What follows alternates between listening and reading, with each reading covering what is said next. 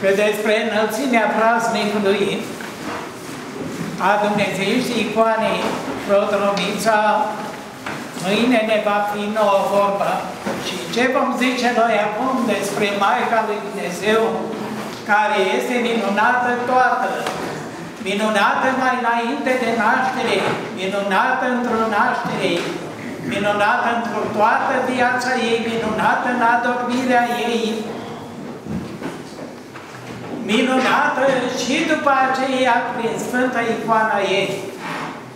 Și dacă luăm de la început, aceasta a fost mai înainte de naștere pe pământ, propovăduită de proroci.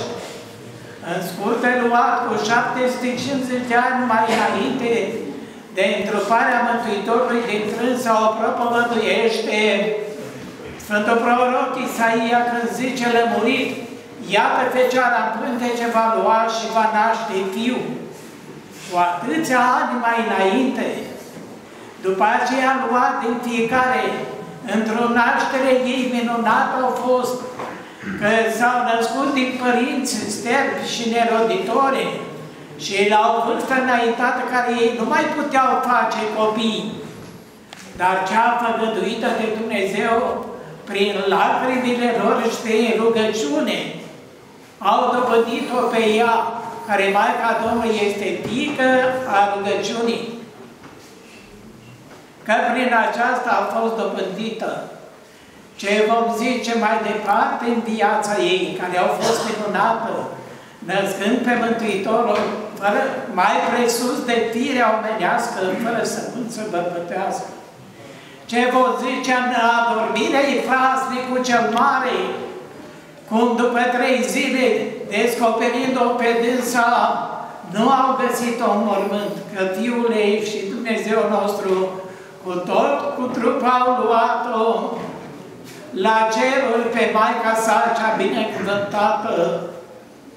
De aceea prorocul striga înainte și zice la psalterie: scoală-te, Doamne, într-o odihna ta, Tu și sicriul sfințirii tale. Sicriul închipuiește pe Maica Domnului, care au stătut Mântuitor în pântecele ei ca într-un sicriu.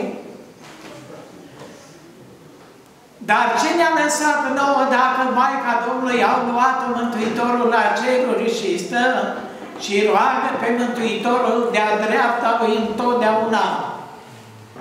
Zăloc din darurile tale, ne-ai dat nouă Maica lui Dumnezeu pe icoana cea făcătoare de minuni, de la care zice mai departe celor ce vin cu credință, izvoare de minuni dobândesc.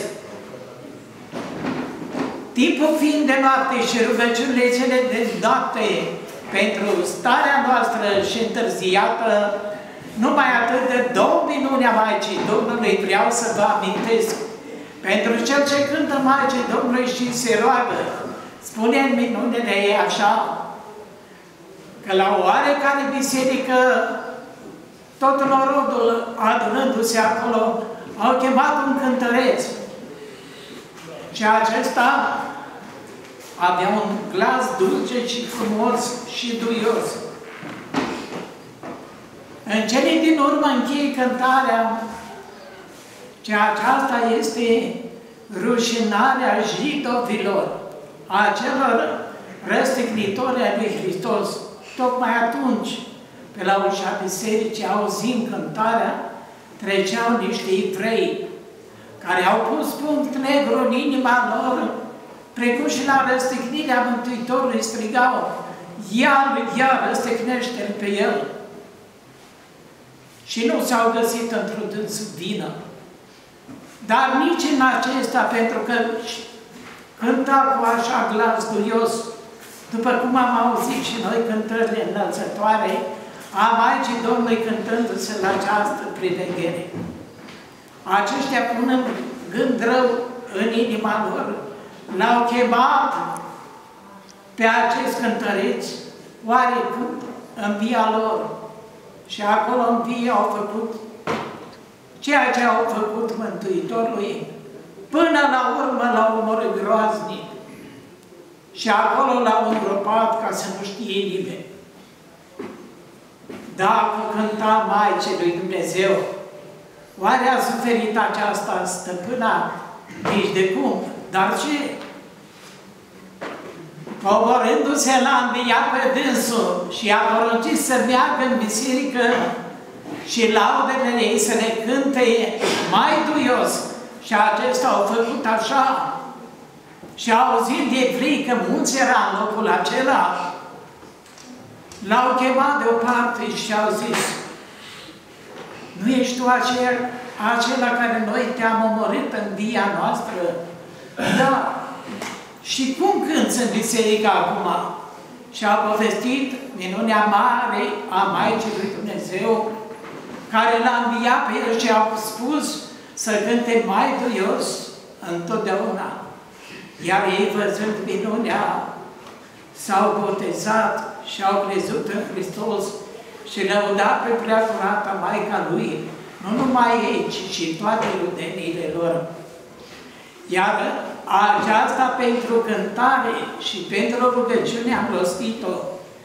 Iar cât despre minunea icoanelor, acestea sunt nenumărate. Dar amintesc una mai înainte de cea de mâine, la care am zis că ne va fi vorba. Un pictor oarecare cu numele Ioan picta atât de frumos pe Maica lui Dumnezeu, prin darul care îl avea, de se minunau toți și credea aceasta este Maica Domnului vie.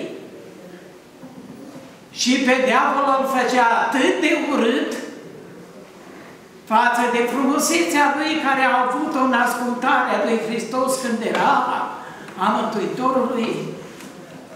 Îl făcea atât de urât, de neînchipuit. Și foarte mult a supărat pe diavolul urățenia aceea lui și frumusețea Maicii Domnului.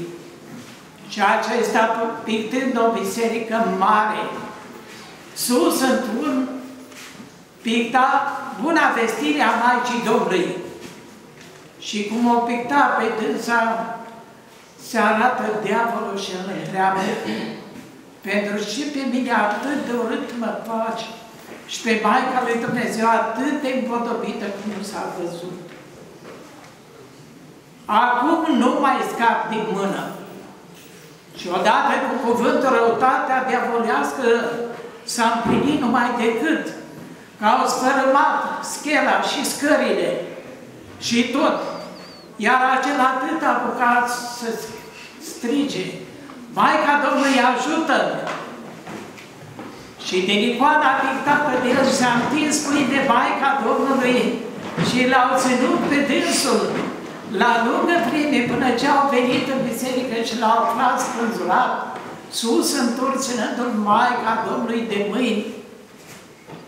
Și atunci au pus din nou și au înălțat scările și l-au coborât și au spus cum s-a făcut aceasta și răutatea diavolească. Iar Maica Domnului i-a dat atâta dar de acolo, că toți pe dânsul îl chemau pentru zugrăvirea a bisericilor și a icoanelor. Iată icoana Maicii Domnului, iar făcătoare de minuni, și mulțimea icoanelor râu de tămăduirii, de toate bolile și mulțimea minunilor, după cum am văzut, că ea singură și-a dispânele și ținea pe acel zugrav minunat.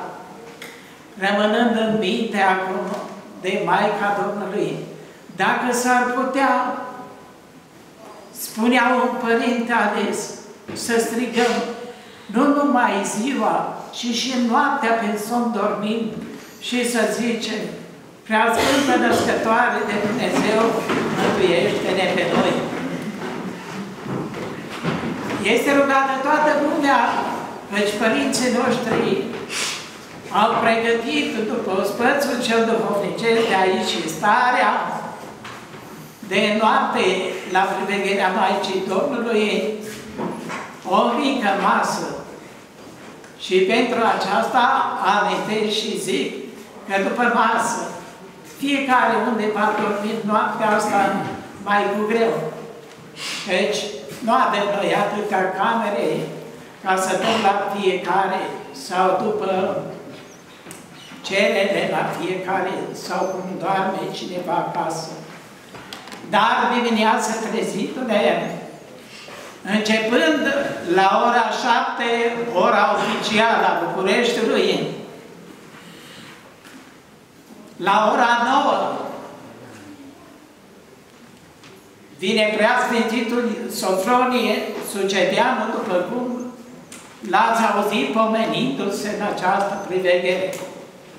Și cu toții vom lua mai departe cuvânt de la dânsul și binecuvântare arhierească. Amin.